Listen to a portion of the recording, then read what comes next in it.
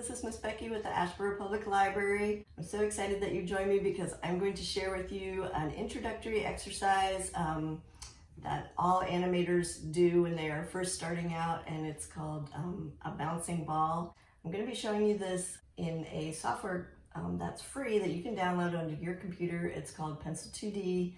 It's a pretty easy software to use. And you can also use, if you have an iPad, you can use software called Flip-a-Clip, which is also free and pretty easy to use too. I'm going to be using Pencil 2D and using it on my laptop. And again, you could download it onto your laptop or desktop. I'm also going to be using today a drawing tablet. It's pressure sensitive, it has a stylus with it. You don't have to use that. It just makes drawing a little bit easier. Once upon a time, I was a professional animator, and then I became an educator, art teacher, animation teacher, and so I'm really excited to be able to share this with you. If you really enjoy doing this and you have fun, I'm going to be teaching a class this summer. It's going to be on Wednesdays at 2 o'clock. It's either going to be taught virtually here from my home or going to be at the library. That will be to be determined. So yeah, if you're interested in that, at the end of this video, you can, there'll be a link for you to sign up. And if you ever have any questions about anything that I'm showing you today, you can also email me at bknorpp@randolphlibrary.org. Okay, so on your computer's browser, you're going to go to pencil2d.org. And there you're going to be able to download this Pencil 2D animation software. And so you're just going to hit download now. And then you're going to, if you're using a computer with Windows, you're probably going to click on this button. I'm using a Mac, so I would click on this button. And then you may need a grown-up to help you. Of course, you want to get permission before you download software onto your family's computer. You want to make sure you get help to download and install your software on your family's computer. If you are using an iPad, there's also this software. It's called Flip-a-Clip, and it's a pretty easy, intuitive software that you can use too, and even has some bouncing ball exercises in it. So that's pretty cool. So you can also use that. But I'm going to be using Pencil 2D. So once you have that loaded on your computer, you can open it up, and it will look something kind of like this. This will be the area that you draw on. You also have this timeline here at the bottom, which is going to be one of your main tools, because animation, of course, is created by a lot of successive frames that it's basically a lot of drawings that are very similar, and they just change a little bit each time. And then the illusion of those going by really fast is what creates the illusion of motion, just those being played in successive order pretty quickly. I'm going to set my frames per second at 12, and that's usually a pretty good standard for animation. A lot of animators, even in the film industry, will animate up to 24 frames per second, and that's if you want your animation to be super smooth. But we're going to go ahead and animate today at 12 frames per second, and that means for every second of animation, there'll be 12 drawings that you're going to create. So we're just going to start with an easy assignment. This is an assignment that all animators start out with, even if you decide to study animation in college. They'll say, okay, your first exercise is going to be to create a bouncing ball. So that's what we're going to learn today. It's going to be your first exercise. I'm going to go ahead and switch it from pencil to paintbrush in my tools, and then that'll just give me a little more flexibility when I'm drawing today. So I'm going to go ahead and Control Z that out, and that will help me erase any frame. Down here, you're going to add keyframes each time you do a drawing. You want to create your next drawing, you'll add one right here. Another tool that we're going to use today is called onion skins, and basically that is helps you to see your past animation of the last drawing that you did, so you can kind of see it in a sort of transparent way, and as you move forward, it'll help you draw the next frame.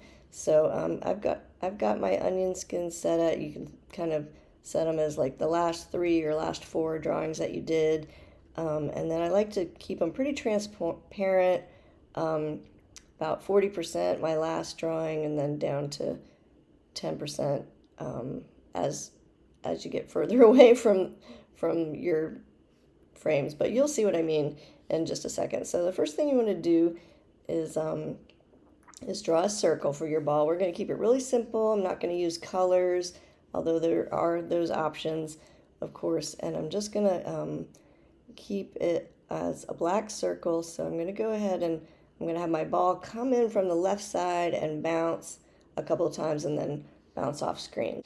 Okay, so I'm going to draw my ball here on the left side, right there. And so it'll be coming in from the left-hand side, and then I'm going to add another keyframe by pressing this plus sign right here. You can also delete frames using this one, and if you ever want to duplicate a frame, you can use this one right here. So so as you can see, my when I duplicated my frame, this is my past drawing, and it's turned red. If you press these buttons right here, they'll be red will be the past drawings, and blue will be your future drawings.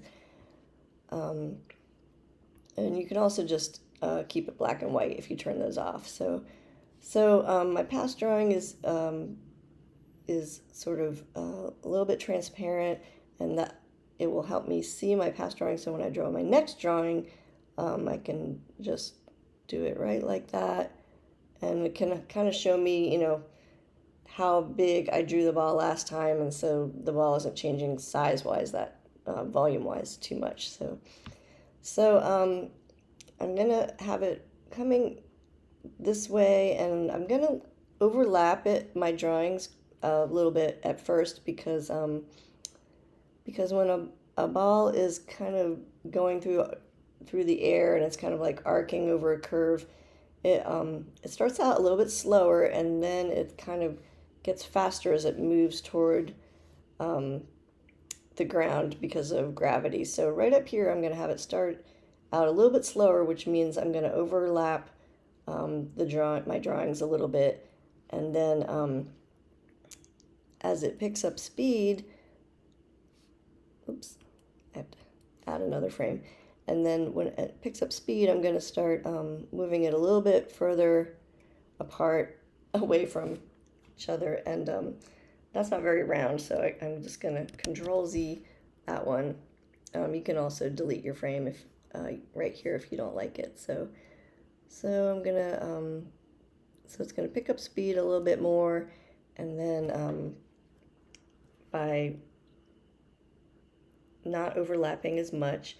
And then I'm going to add another keyframe, and then I'm actually going to do another thing right here. It's called, it's a traditional animation principle that is used a lot, and it's called squash and stretch. So as the ball starts moving toward the floor, I'm actually going to have it sort of stretch out a little bit, and that's going to give your drawing the illusion that it's just kind of speeding down, and sort of an exaggeration thing. Your eye's not really going to see it that much, but it's just going to give your ball a little bit more life as it's heading toward the floor. So I'm going to stretch it out a little bit more. So it's really zooming down now, and then when it hits the floor right here, it's going to actually squash down a little bit, and then it's going to give it a little bit more character, if you will. So then I'm going to have him bounce back up like this, and then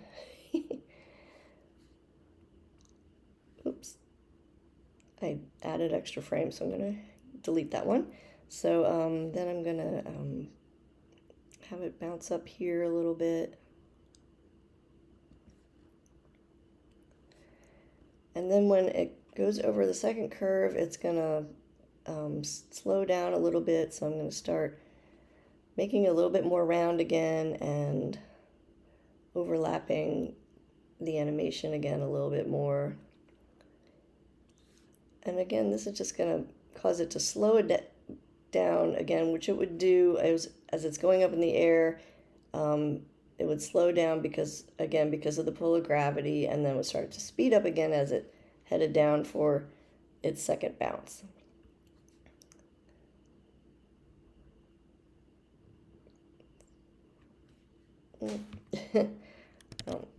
I don't like that one. I'm going to redraw it. So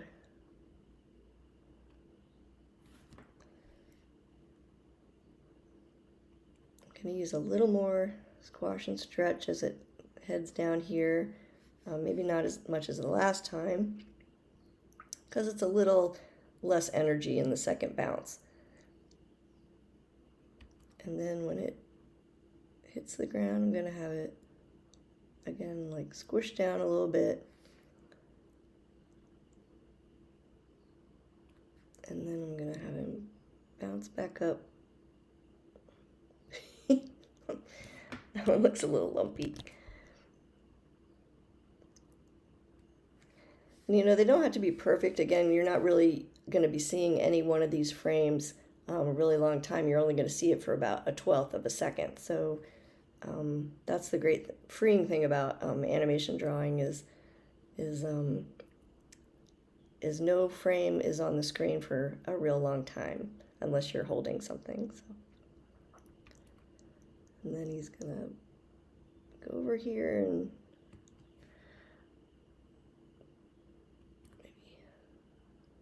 maybe just like bounce off show a little bit right here, bounce off the screen. Beep. And then I'm just going to add a few more frames that are just blank. Just to get your eye to register that it bounced off the screen. Okay, now I'm going to play my animation back and see how it looks. I'm going to use this play button right here, and wink. It looks pretty good. So if I want to play it over and over again, I'm going to hit this button right here, and that will make it loop over and over again so I can watch it. And then I can see if I want to make any adjustments to my animation, but I think it's okay.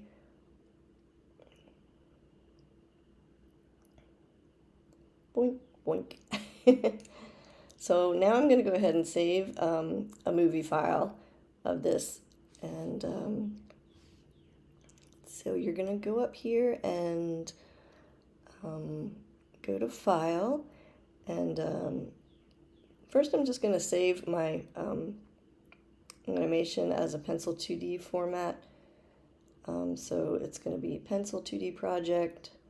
So I think I'm just going to save that as, let's see, just ball bounce, and I'm going to save that. It's going to be a PCLX file, and that's just the type of file that Pencil 2D saves. So yeah, and I already have one called that, so I'm just going to replace it. So, and the next thing I'm going to do is File, and then I'm going to export my movie. And then, so right now it defaults to 800 by 600, which is kind of a 4:3 ratio. It's not a high density TV ratio, but if we want to make larger movies, we can do that later. I've got 24 frames, so my start frame, end frame. You can turn on loop if you want. Again, you can add sound in this software, but we're not going to do that today. And I'm just going to hit OK. And this is going to help me save a MP4 file. So now it's generating my movie. and it's finished. It asks if I want to open it, and I'm like, sure, yeah, open it. So here's my untitled MP4 file, and then I can play it back. Move this out of the way so I can see it a little bit better. Yay! And now I can save my movie and upload it to show you all, or when you save your movie of your bouncing ball. Again, I'd love it if you would send it to me at bknorpp@randolphlibrary.org, and I'd love to see what you come up with. So basically, this will be our first assignment for our animation class this summer, is to create a bouncing ball. We're gonna also do some other fun assignments, and if you have any questions about those, you can ask me. But all these are sort of traditional animation assignments that all animators learn to do at first. It's kind of like the Animation 101 exercises that you'd have to do if you wanted to learn how to do animation.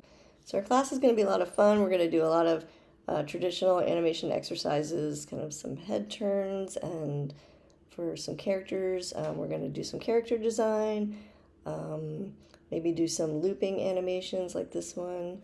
We'll also do some transformation sort of animation where one object will sort of gradually turn into another one. And we'll also do what's called a flour sack animation story, where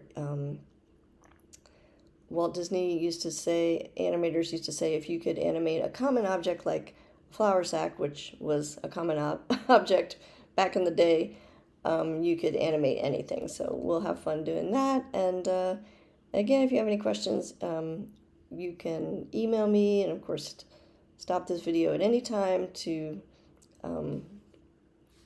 go back and go over anything. I hope you have fun. If nothing else, I hope you have fun playing with the software and seeing what you can create.